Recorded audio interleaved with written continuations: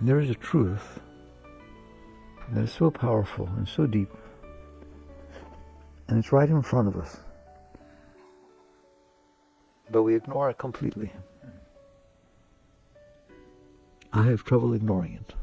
I'm going to tell you the truth. I look at pictures of the galaxies, and some people say, oh, isn't that pretty? It's not pretty to me. It's like, give me a break. 300 billion stars in one galaxy, and your sun is one of those. And there are 2 trillion galaxies. Just go out into space with your mind. See the galaxies floating by as you travel at the speed of light, spreading out. And realize that at some point, when you look back, you're lost. You'll never find this place again. How would you ever find the place again? It's not a needle in a haystack. It's one needle out of 300 billion haystacks, of which there are 2 trillion of them. And you live on a tiny, you don't live on that galaxy, and you don't even live on that one star in the galaxy. You live on a tiny piece of dirt spinning around one of those stars. Please, please, I beg you, just while you're in here, will you let go of the absurdity of what you're doing with your life? The absurdity of what you're doing with your mind. It's like, I told you, 1.3 million Earths fit inside the sun. It's the truth. The truth has power. You have an obligation to pay attention to the truth. How do you like that? You do. You have an obligation. Why? Because it's the truth. It's that simple. And so basically this tiny piece of dirt is spinning around this one star, and I told you, your next nearest star is, I think, 4.3 light years away. That doesn't mean anything to you. Let's make it mean something. If I catch a beam of light, I'm holding it up over my head. Just a beam of light. I caught one little beam. If I hold it over the Earth and I let it go for 1 second, it's circumnavigated the globe 7.5 times. Is that pretty fast? Go at that speed for 4.2 years every second. You'll reach the next star. There's 300 billion in your galaxy, and they're all kind of that far apart. Your next galaxy is, I believe, 2.5 million light years away. Imagine 2.5 million light years at the speed per second. That's how long it will take you to get there. You're not getting there ever. You may never get to the next star, but at the speed of light, it will take you 2.5 million years to get to Andromeda Galaxy, your next galaxy. There are 2 trillion of those. And what are you doing with your life? Can we discuss that? This is the truth. We can see it. We have telescopes. Man, the James Webb telescope can see way out there. You remember that deep space photo, the deep field photo? They looked at the, and this was with the Hubble, but they also did it with the James Webb recently. They looked at the darkest spot in space that they ever have seen with any of their telescopes. And they believed there was nothing there because it's dark, okay? And they're really good telescopes, both the Hubble and Earth telescopes. This is the darkest spot. There's nothing. They took a long exposure photo, I forget how long it was, days or whatever it was, of that spot, and they were stunned. There were thousands and thousands and thousands of galaxies in that spot. What you see as a star, every one was a galaxy. If you took a straw, a regular drinking straw, not one of these big ones, there's a regular old straw, right? 6 feet long, and look through it, how much would you see? The longer it is, the less you see. That's what they took a picture of, and there were thousands and thousands of galaxies. Okay, it is the truth. So the question is, what's wrong with that? Nothing is true. You want to feel God? People want to feel God? Go there. Not a church or a temple or a synagogue. Go there with your mind, because you're in God. You're certainly not in you. You're not in teachings. You're not in books. You're way past all that, aren't you? Right? That is reality. That is what's created. Right. There's a lot of peace there. What does the Bible say? And you shall know the truth, and the truth shall set you free. That's the truth they're talking about. It's bigger than what you're doing with your life, isn't it? So that's reality, And if you go there, what happens to the astronauts? There's this thing called the overview effect. Ever heard that? They fly up there, they're engineers, they're Air Force people, military people, and the original astronauts and stuff. They fly up there, and they get off the Earth, and they see this little ball, blue, beautiful ball floating through outer space. Every one of them comes back a different person. They studied this, psychologists studied it, NASA studied it. It's called the overview effect. Because you got out of your little space, how small is your space? Let's talk about this. I already told you that 1.3 million Earths fit inside the sun. How small is your space on the Earth? Generally 6 feet by 3 feet, to give it a few inches. There, that's the space you take up on this thing that 1.3 million fit inside the sun, and that's 1 out of 300 billion. You're not taking up much space, are you? How much of your life is about your little space? 100%. Maybe we knocked it down to 99.999 because we had this discussion today. All right? Otherwise, it is about me. You want to know ego? Ego is not this egotistical, boisterous megalomaniac. No. That's just an extreme, messed up ego. Ego means I am thinking about me. Well, that's what I'm going to think about. How about the rest? Your mind just thought about the rest. I made you do it. Plus, it really wouldn't go out there, would it? It would go to a certain point and it would break. No, you can get it out there. I dare you. All right, meditation or sometime. Just get off the stupid planet. The way I trained myself to do it way back in the early 70s is first I'd sit on top of the planet. It was like my chair. I'd sit up there floating through outer space, and I'm on this chair. I look around, and I see the stars and stuff like that, and then I do this bold thing. I throw myself off, like zip lining, except there's no line. I throw myself off the planet, and get scared at first, and then, come on, do it. It's a meditation. Float. You're fine. There's no gravity out there. Don't worry, you're not going to fall. And float. And then start going faster and make it past this to the sun, and then past the sun, and past all the planets. And then, that's a big deal, our solar system. It is not. Do you understand that? These tiny little balls around one star. Oh, there's 300 billion. I told you how far away the next star is. It's nothing. If the entire thing, y'all are worried about, atomic bombs and stuff, I don't want to tell you this. Nobody else will talk like this, but I will. If the entire Earth blew up, a few of the planets would adjust their orbit, and nothing else would make any difference. Nothing. I just told you how far away the next star is. I told you how far away the next galaxy is. It doesn't have any effect on anything. It's nothing. It's a piddly little drop in the nothing. That's what this is. Even your next galaxy at 2.5 million light years, there's no way it's feeling a thing. Galaxies collide with each other all over the place. Supernovas blow up. Oh my God, giving off more power. We don't feel it. You don't feel anything. If the thing went away, it means nothing. It's just the truth. You don't like that truth, but you should like that truth. Why? Because it's the truth. And because it takes a real burden off of you. Do you understand that? It's just what's going on. Now, what happens to us, instead of us, let me finish, then float out there and start going faster till all the galaxies are flying past you. You're looking forward. I remember the first time I did it. I was always going forward, floating past the galaxy at the speed of light. Then I turned around. I couldn't find home. Well, how am I going to find it? Which galaxy? I had 2 trillion galaxies? I know you're 1 in a million, but how about 1 or 2 trillion? And then they got to find the galaxy, and they got to find the star. Not a chance, right? Get comfortable out there. Oh, I've never talked to you like this. Get comfortable not being able to find home. And then stay out there long enough to where you forget there was such a thing as home. Because there isn't. There's just a universe. All the time, everywhere. That's all there is, the universe. And then just float out there. And what you're going to do, you will start to, forget the overview effect the astronaut feels. You will start to feel your consciousness being freed from your mind. Because there's no reason for your mind to be thinking about anything. You hear me? You don't have a husband and wife or this or that, children, thinking the body, thing old and young, thinking the pain. There's nothing. You're just out there. Okay? And what will happen is the consciousness will let go of all that. It's not addicted to that anymore. And you're going to find out that your consciousness is who you are. You're still there, conscious. But you don't have all this stuff. It's called liberation. Freedom, real freedom.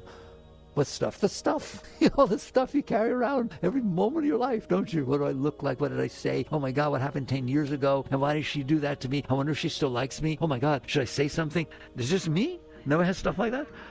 You're carrying around all this weight, all this stuff. And you wonder why you're not okay. How can you be okay? You won't be okay. Go out there. I beg you. Just do it a couple of times a day. It doesn't take any time at all. And then float out there and imagine that's where you are. And it's the truth. And you don't have all this stuff. You have all this stuff. And what's going to happen is you'll experience yourself as consciousness, not as the thoughts, not as the body, not as this stuff. You're just the consciousness that's aware that you're there. And then it will happen. It's happened to great masters. You will feel it start to get pulled up. And now you can get close to God. You get close to what created all of this. Why is this all here? You're capable of reaching the highest states that could possibly be. Yoga has Master Yoga and I used to talk about 2 states of samadhi. What's samadhi? That you completely, consciousness released itself from the body, from the thoughts, from the emotions. Those are just things you're paying attention to, aren't they? You do pay attention to your mind, don't you? You pay attention to your emotions. What if you didn't? What if you weren't pulled down into your mind? What if you weren't pulled down into your thoughts? What if you weren't pulled down into your emotions? You are pulled down, aren't you? You don't have to be. Deep meditation, you're not. And in the state I just told you, you're not. You're free. You're free of yourself. It's not freedom to do what you want. It's not freedom for yourself. It's freedom from yourself.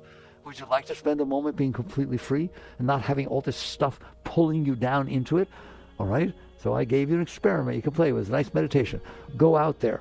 And as I started to tell you, Yoga and I have talked about, great yogis talk about 2 different states of what they call samadhi. What's samadhi? Where the consciousness has freed itself from being distracted by the body, by the mind, and by the emotions. So you pull back into consciousness itself. And he called it Sabhikalpa Samadhi and Nirbhikalpa Samadhi. I never talk about these things. I don't ever want to talk about these things. I want you to go there. I don't want you to know about them. Sabhikalpa Samadhi is the state where you're out. You're completely out. And you can see the universe. There's still form. But your consciousness is not so distracted by you, not distracted by you at all, to where you're able to see the rest. Why can't you see the rest? If you stare at a picture so much, you don't see anything else. Just stare at one thing. There's nothing else in the universe. What if you stared at nothing but that year after year, all the time? That's what you know. There's nothing else you know. Psychology says you're the sum of your learned experiences. That's your learned experience. There's no other learned experience. That's your universe. Now if somebody comes along and says, hey, hello, hits you on the head, you hardly feel it because you're busy staring. And Yoda's doing, okay, so he taps you on the toe. He's not tall enough for your head.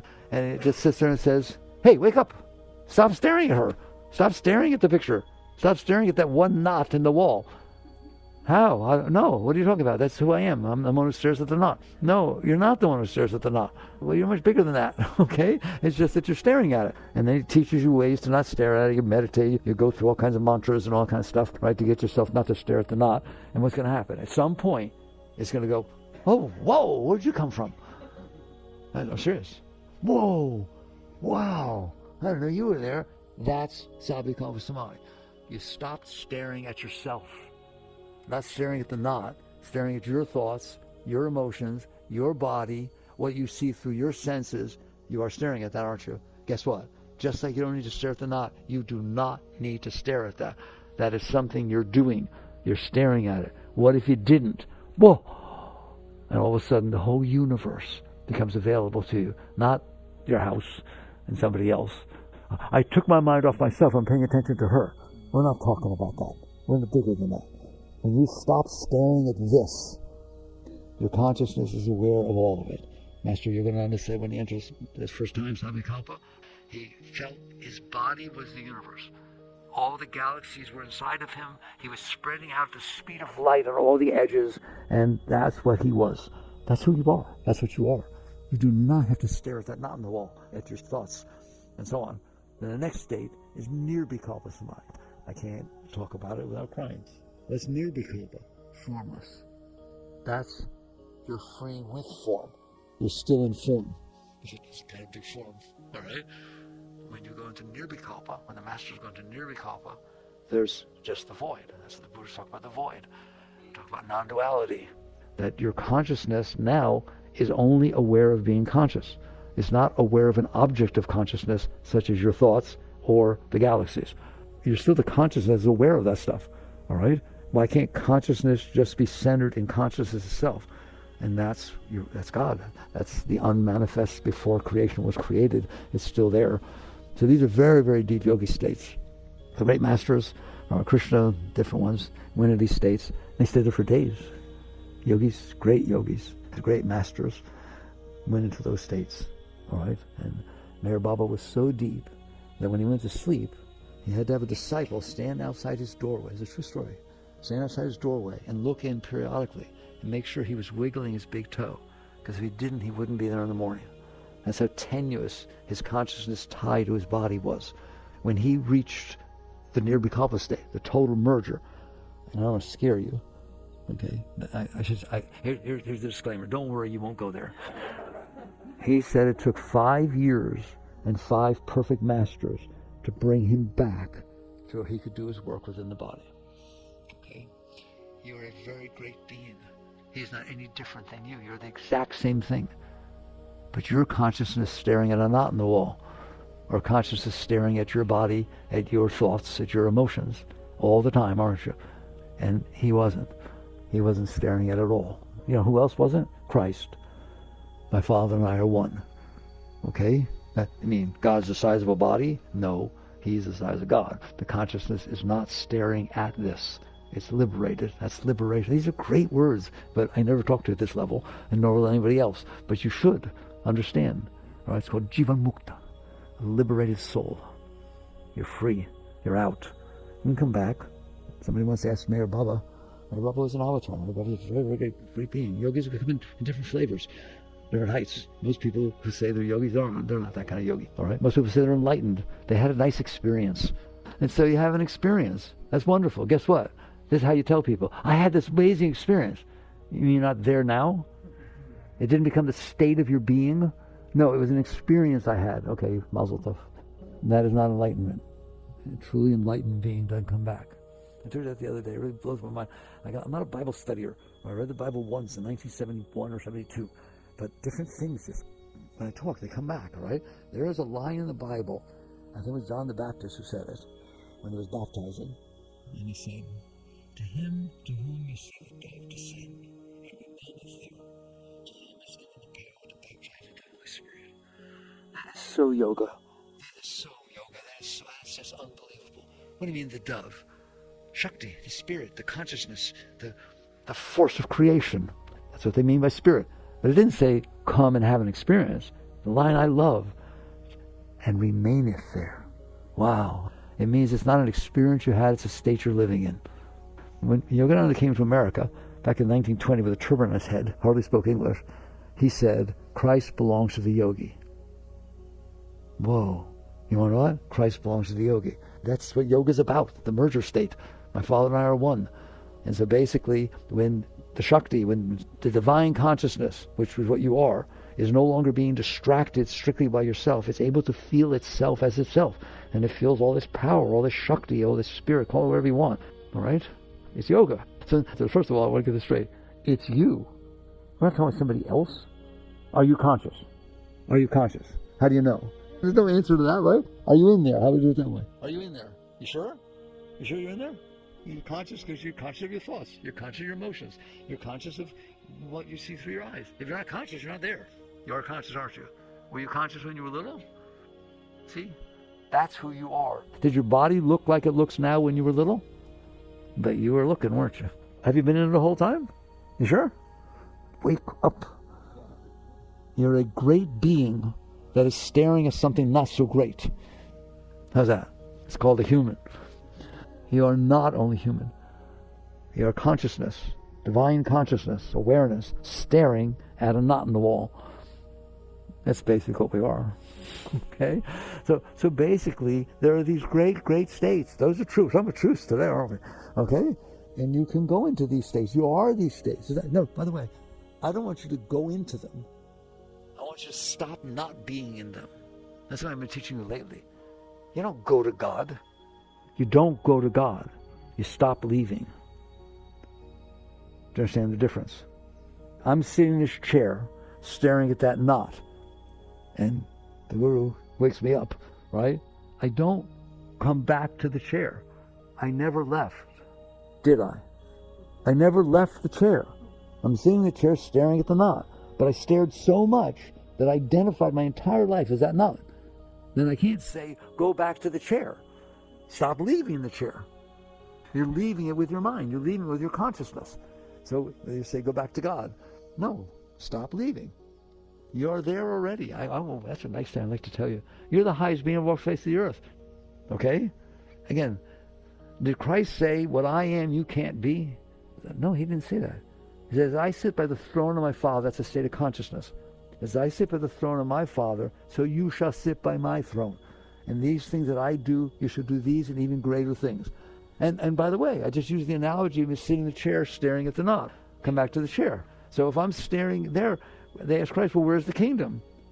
He didn't say in a rack somewhere. He didn't say after you die. What did he say? The kingdom is within you. What does that mean? What I just told you. You are the consciousness. The kingdom is within you. That's who you are. You're the one who's staring at your thoughts. You're the one who's staring at your emotions, aren't you? You're already there. So now we can have a discussion. We laid the groundwork for truth. All right? Okay. So what's going on here? If I am truly the divine consciousness, which you are, my Father and I are one, right? You are the divine consciousness. There's only one consciousness. We just said it with the Shema, didn't we? The Lord is one. One, non-dual. There's one. But I see lots of things. Yeah, but you who sees them is one. It's always been you. That's the place you can touch the one you understand. I asked you a question. Weren't you there yet? Were you there yesterday? How do you know? Don't answer me. You can't answer. You understand that? You intuitively know you were there yesterday, don't you? Were you there last week? Were you there a year ago? Were you there 5 years ago? Understand that? You have been in there the entire time. But I changed. You did not change. What you looked at is changing. Your body is changing. Your thoughts are changing. Your emotions are changing. The scenery in front of you is changing. You who sees all that stuff, you are not changing. You have never changed. You will never change. You're in there. You have parents that are older. Okay? I'm losing my memory. How do you know? Somebody knows. Who knows? The I am. I am losing my memory. I am sad. I am happy. Who's the I am? I am the consciousness, the awareness of being that is aware. I know that I know that I know because I know. I am that I am. What did God say to Moses? What's your name? If I have to go down to the Pharaoh, he's a pretty strong guy. They got a lot of gods. What should I tell him what God's sending me? What did he say? I am that I am. I am that I am. Everything is telling you the exact same thing. Every tradition, every religion, everything. All the great beings. Okay, so you're in there. You are the consciousness. And that is a divine consciousness. It's by the way, that consciousness is watching your thoughts. The consciousness watching your thoughts is the same consciousness. It is just staring at something else. The sun has many rays, doesn't it? That's not just one solid ray. There's many rays. It's the same sun. It's coming from the same place. It's the same thing, but it falls on different objects. So the consciousness is staring at that, and the mosquito, that, and the roach, and that, and if it moves, God's in there. So this word, universal consciousness, I don't like it at all. Expanded consciousness. You're not expanding your consciousness. You're ceasing to contract it. If I'm staring at that knot in the wall, I don't expand my consciousness to see the rest of you. I stop staring at the thing. I stop constricting the stare of my consciousness to my thoughts, my emotions, my body, and what's coming through my eyes. I, me, mine. That's ego. I, me, mine. I'm staring at me. Are you staring at you? You've done it your whole life, haven't you? What do I want? What do I not want? I. That is something so great that is staring at your stuff. So now we're going to get down to spiritual growth. First, what does spiritual growth mean? Stop staring at yourself. And you're going to find out that the one that was staring is very, very great. What Muktananda is saying. Meditate on the self. Honor and worship your own inner being. God dwells within you as you. That's what Christ taught you, as what Buddha taught you, as what every great being has taught you. You are it. But you are staring away from yourself. You are staring down at your thoughts, at your emotions, at your body, and at the world that comes in through your senses, so you feel individual. If I stare at the knot, that's an individual knot. It's just you're staring at one thing. You who's staring are not what you're staring at. You who's looking at it are not what you're looking at. You are the seer. That's called that also, the seer. The one who sees. That's who you are, the one who sees. All right, now, what do I do about all this? Because I'm having trouble with my life. My son's not doing what I want to do. I didn't get into this college I want to get into. I'm like the greatest thing, and my finger hurts. Oh my God, I bent it. And, like, I am my body, I am my thoughts, I am my emotions. All right. And then what happens is, That's like the fall from the garden. You fell from the state of great consciousness, divine consciousness, down into your thoughts, into your emotions, into your body, didn't you? And now what happens? Because you can't handle, it's not so pleasant staring at the knot. It's not so pleasant staring at those thoughts, is it? Okay? Not so much fun staring at those emotions. It's not all that fun to hang out with his body getting old, his aches and pains and sicknesses. Okay? Now what do? I love it. This is the final fall from the garden. So I'm staring at something and I'm not okay. I'm okay with the thing I'm staring at. It's not, by the way. You're always okay. I told you once, I'm in big trouble. No one is depressed. They are staring at a dark part of their being. If they were to stop staring at it, they would be fine. I was to tell a story in Untethered Soul. Somebody's girlfriend leaves them, or boyfriend or girlfriend leaves them, and they're dumped, and they're so depressed, and their heart aches, and they don't even get out of bed, and they're not cleaning anything up, and they don't shower, and they don't want to talk to anybody, they don't answer the phone. It's been going on for weeks. They're depressed, period. The phone rings, and somehow they say, oh, it's a stupid thing, don't leave me alone, and it's the girlfriend. Hello, George? Oh my God, I am so sorry. I was so stupid. You're the most important thing to me. I never realized how much I love you, but I miss you so much. Oh, please forgive me. Can I come back? How you doing? Are you depressed? No energy.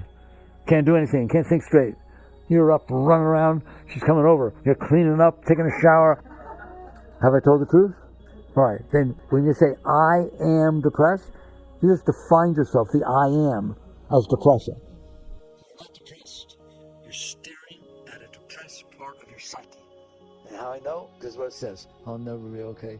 She was the woman of my life, and how did I do? Why did I say that? I'll never be happy again. There. That's not you talking. That's your mind talking. They're called thoughts. Have them? You have thoughts?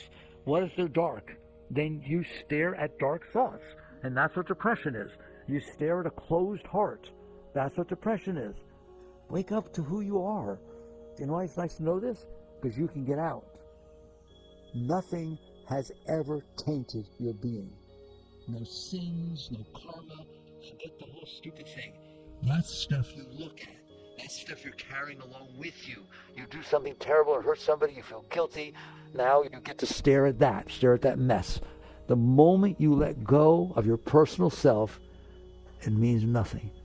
The great masters teach that at the moment of true enlightenment, that awakening, all karmic seeds burn and fall off, will never affect you again. That's what I just told you, isn't it? Why? Because you stop staring at them. Here, carry 10 pounds in each arm, in each hand. Carry them. Walk, carry them. Guess what? The moment you let them go, they don't affect you ever again for the rest of your life. Okay, stop staring at this garbage, and it will have no effect on you. If it feels like I'm yelling at you, I am. So you're staring down at the thoughts. They bring you down, and then the heart brings you down, and the body brings you down. Now, you're a very intelligent person. What do you do about it? You use the very mind. You go to the mind. You say, oh my God, what should I do? You go to your own mind. That's in trouble to say, what do I do about it? Because I'm going to tell you, I know what it's going to say to you. Every single time. It's going to say, well, when she was being nice to me, I felt better. So the answer is to get her to be nice to me. When I had a nicer house than the neighbor, till they built a nicer one than me, I felt pride. I was happy to bring people to my house. Now I've got a little bit of shame and this kind of stuff, right? When I was younger, I felt much better about myself. Now I'm older and I got things happening and so on, and I don't feel good. And so the mind's going to say, get a facelift. And I don't mind if you get a facelift, by the way. I'm not talking against anything. I just want you to understand the process. Get a nicer house. Get a nicer car. Get a new girlfriend or boyfriend. Get more money. In other words, do something outside that used to make you feel better, or you think is going to make you feel better. I want to travel around the world. That'll make me feel better. I don't care what it is. I saw a movie once. The mind only knows what it has already experienced. You know much more. The consciousness, its intuitive understanding of truth is way beyond anything the mind will ever understand.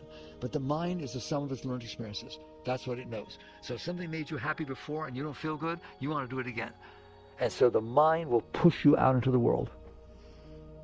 Its answer is always get something, lose something, change something, do something. It is always out here. Change the situation out here. Get rid of it or get it. And that will make you feel better inside. Because that's what the mind understands. It understands that things come in through the senses and they hit your psyche, and the psyche either feels good or bad. Doesn't it? Right? So you are out there chasing, in a sense, chasing yourself. Whatever made the mind feel bad, make it go away. Whatever made it feel good, get it. Do you see what I'm saying? That's why they say that the world is a reflection of your inner self. It isn't. I don't want to say that. It isn't. The world is what it is. It's atoms behaving according to the laws of physics and chemistry and psychology. Right? It's science. That's what's out there, science. The weather is what it is. It didn't rain because it was your birthday. Why does it rain on my birthday? It didn't rain because it was your birthday. Why does it rain on my day off? It doesn't rain on your day off. It doesn't know it's your day off. It doesn't care it's your day off. You're doing that. You're projecting your problems out into the world and saying, oh, it fixed it. Look, the sun came out. God must love me. Maybe, but okay. Don't do that. The world is the unfolding of cause and effect. What is happening right at this moment is the result of everything that happened before, isn't it? Why are you here? Well, so I met somebody and this happened and that happened. Why were you a little bit late? Well, the coffee machine broke and I don't do without coffee. Everything is the result of every single thing that ever happened. That's what the outside world is. Every moment is the perfect representation of every moment that came before it. It is cause and effect. Here, psychology says your mind is the sum of your learned experiences. Guess what the world is? The sum of its learned experiences. And they have nothing to do with you. You weren't even here a moment ago. But this moment it was, and it is a result of everything that ever was.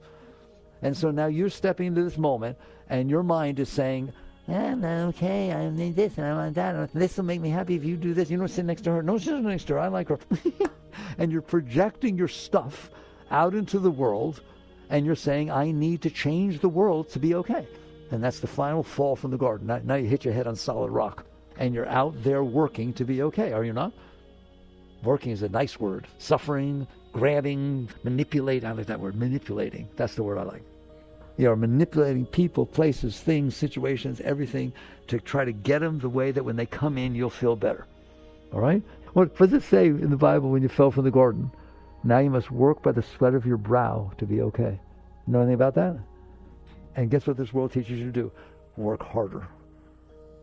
Work harder and wiser. Go out and get what you need. No one has ever won that way, ever. The most powerful people, the rich. Come on, we got some really rich people making a mess, don't we? All right? And it's like, come on. I call that compensation. What you're trying to do is compensate for the fact that you're not okay. I'm lonely. Let's just take that one and we'll go deep because it answers every one. I'm lonely, okay? What your mind will tell you to do is go out and find somebody. Why? Because you had experiences, or at least you saw movies, where people found somebody and they weren't lonely anymore. Okay? And that's how you solve it. No, that is, you're not getting rid of loneliness. What do you mean? How do you know? Because if that person leaves you, you're lonely again. And maybe you're even more lonely. Because you felt what it was like to not have to feel lonely. But you're still lonely. You just put something on top of it. The loneliness is what made you go get this thing. You took it and put it on top of the loneliness. As long as you have this thing, you won't feel as lonely. But the moment the thing does anything that you don't like, you feel lonely. Or you feel you got the wrong thing. I'm not supposed to feel lonely when I come home. I used to get excited. I need to find a new one of you. Have you ever said this relationship is not working anymore? What does that mean? It's not working. What was it supposed to do? It was supposed to compensate for the fact that I'm not okay. It's not doing it anymore. I didn't feel love. It was supposed to make me feel love. I felt insecure. I'm supposed to feel not insecurity anymore. I didn't feel supported, and I felt supported. Now I don't feel supported. I don't feel the love. I don't feel, the specialness and so on. It's not working anymore. That's what you mean. It's not working anymore. You're a mess inside, and you expect that person to fix your mess. It's your mess. Why? I just told you. You're the highest being ever walked the face of the earth.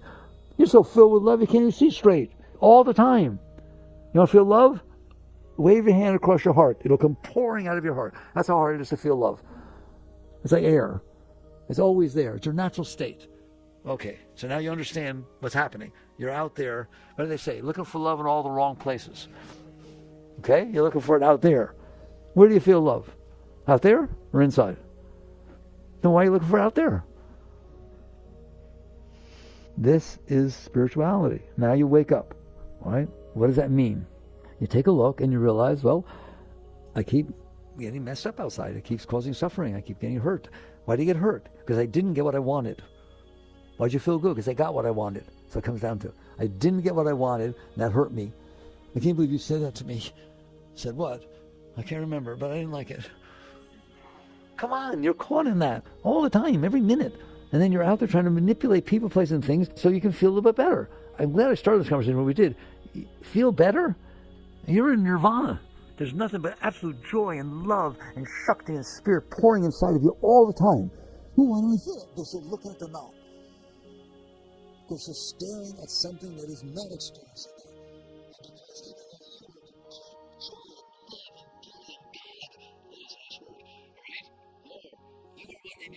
Satchitananda. Ever heard that word?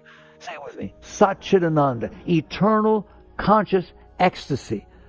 That's the word for you in yoga. And the word for God. They're the same. The word for the Atman is Satchitananda, and the word for Paramatma is Satchitananda. But they're the same thing. It's the same consciousness, all right? And I'm telling you, you are experiencing that right now. Right now. Well, why don't I feel it? Because you're staring at something that is not that. You're staring at your dark mind and your problematic heart and the world around you with all its conditions that have to be a certain way for you to be okay, and so on. You're staring at that to where you're completely addicted. Like I said, you're staring at the knot. Glad I started there. I could build on that, right? If you stare hard enough, then that's what you think you are, isn't it? There's nothing else going on inside of you. Doesn't matter. You're the light that's shining on something dark, saying, I'm dark. No, you're not. You're light. But you're illuminating something that's dark. You are the light illuminating something that's dark. The light of consciousness illuminating the darkness of your thoughts, of your heart, of your conditions, and of what's happening when the world comes in. That's the truth. That's what it is. That's the human condition. The new book, Living Untethered, the subtitle is Beyond the Human Predicament. That's the human predicament. What do you do about it? At some point you wake up and you sit there and say, I will never be okay as long as I'm taking the part in that's not okay and expecting the world to fix it. I need to find out why I'm not okay. That's the difference. The example I always use that I see people get it is you're eating food that's making you sick. You got terrible stomachache, and you keep a real big stock of Pepto-Bismol. Every bathroom's got Pepto-Bismol, and kitchen counter, it's all over the place, and you use it a lot. Now you're eating food that makes you sick, you're running around, I can't find any Pepto-Bismol, I'm out of Pepto-Bismol, oh my God, there's got to be some somewhere, right? You're looking all over your house, you're frantically looking to find the Pepto-Bismol, and a friend comes in, sees you running around, says, what's wrong? I can't find the Pepto-Bismol. That's what's wrong, is it? Or what's wrong is that you're sick. What's wrong is that you're eating wrong. The Pepto-Bismol is to compensate for the fact that you have a stomach ache. Well, why don't we work with why you have a stomach ache instead of trying to find the Pepto-Bismol? Every single thing you're doing that's causing all this commotion is you're looking for the Pepto-Bismol. I'm not okay. I don't feel loved. My career's not going well. I'm getting old. I don't like what I look like. I used to be good looking and people aren't as attracted to me as much. And when I play the music, they used to clap and they don't clap anymore. All that stuff is Pepto-Bismol. It's an attempt to compensate for the fact that you're not okay inside. What the deep teachings teach you is instead of saying, what do I do about the fact that I'm not okay inside? You ask, why am I not okay inside? And you guys are easy to talk to now because I already told you. I started the conversation by telling you how good inside you are. So it's not true that you're not good inside. You're just staring at something that's not. Okay, so what do I do about this? Not how do I compensate for it? It makes me cry. Have you ever said, if I get this, I'll be fine? Were you? For how long? If she loved me, I'll never need another thing the rest of my life. We could live outside in the rain, in the tent. That's all I ask for, all right? It's like you're not okay. You found something that compensates for it temporarily. And, hey, have you ever heard of the word divorce? No, seriously, you heard the word divorce? Okay, I want to ask you a question. What percentage, that's a number, how many people, when they're standing at that altar to get married, have a plan to get divorced? None. What happened? Oh, it ceased to compensate. It was compensating perfectly, and it seemed like it was going to compensate perfectly forever. That's why I signed the license that said, for better or worse, for all eternity till death do us part. I love it. We're a very funny species. What happened? It stopped compensating. If you're compensating for everything I need, I ain't getting divorced. Oh, let's get remarried. Let's have a new marriage thing. Have another ceremony, a remarriage ceremony. That's wonderful. No, it stopped working. And then we started fighting, and then we started complaining, and then it all got ugly. Did it ever happen? Okay, that's why. So a great being wakes up enough to sit there and say, it is not about saying I'm not okay inside, what do I do about it? It's about saying, why am I not okay inside? Why am I not okay inside? Why am I not okay inside? Now you're working inside instead of outside. You have now stepped on the spiritual path. It is not about attracting to yourself what you want. It's about finding out why you have wants, because you don't. You're the greatest being that walks the face of the earth. You're filled with love and joy all the time, but you're staring at something that is broken. And so basically, then what does it mean? I'll do it real quick. I only have a few minutes left. Why am I not okay inside? Because you're blocked. Why don't I feel the Shakti? Why don't I feel this upward rush? Master said, so there's a river of joy flowing inside of you. Well, why don't you feel the river of joy? For the same reason that downstream from the Hoover Dam doesn't see the Colorado River anymore. Because there's a dam that blocked it. Is it still there? Is the river still there? Yes. But the dam is blocking it. Is the river trying to flow? You bet. They have people maintaining that dam every second. All it has to do is make a little hole, and it starts to break apart. Why? That river wants to keep going, doesn't it? It wants to flow. Christ said, I stand at the door and knock. Whoever will open, I will enter. That's what the river says. I stand at the dam and push. Give me an opening, I'm coming through. Wow, isn't it neat? You're blocked. That's why you don't feel the energy. It's not that you're not the right person. It's not that you're not this. Not that you don't have a career. It's not that. Those are compensation things. It's not that you don't have the Pepto-Bismol. It's that you're doing things that make you be sick. Well, how did I get blocked? Thank you. I thought you'd never ask. Why would you block God? Why would you block this ecstasy? Because what happened is throughout your life, different things have happened that didn't feel good. I said some days it rains. Something hits your arm. Things happen. Does every single thing feel perfectly good all the time? No. But does it last? No. Somebody hit your arm hurts for a minute. Somebody says something, it didn't feel good. But you didn't let it go, did you? You kept it. You resented it. You stored it inside of you. Freud talks about suppression and repression. I just call it resistance. Like repression and suppression, we call it psychological problems. Resistance is a spiritual problem. Anything you resist. Hey, Sally, how you doing? How's your friend? She doesn't say hello. What's going on here? I don't know. There's 8.5 billion people on planet Earth. One didn't say hello. Neither did the rest. But you can't handle it. You need to figure out why she didn't say hello. What's happening? It's not your friend anymore. Just simply tell her something about you. And you suppress it. You hold it. You hold it inside of you. How do I know? Because when you see her next time, you don't feel the same as you felt before that happened. In fact, you don't even want to see her. You walk around. I'm going to see her. Please listen to me. Those are blockages. What's a blockage? You just stored something inside of you that you didn't like. Will it come back up? It comes back up all the time. You think about why it's Kelly and I say, look, and that's just Sally. What about your parents' divorce? What about your divorce? What about this? What about that? What about you didn't get the job you wanted? What about you didn't get the corner office? What about the fact you didn't get the raise and somebody else did? What about every single thing that happens every single second that you can't handle? What do you do with stuff you can't handle? You push it away. That is blocking the flow of the Shakti. How do you know? One, just store another one. See how you feel. See how your dreams are. Have an event happen that's bigger than I'm not saying hello. And see how you feel in the morning. See how you feel in the afternoon. Can it affect you? Can it affect how your body feels? Can it affect how your thoughts go? Can it affect your emotions? If somebody says something that you didn't like, here, put some food into your mouth that doesn't taste good. What do? You spit it out. Somebody says something you don't like, let it go.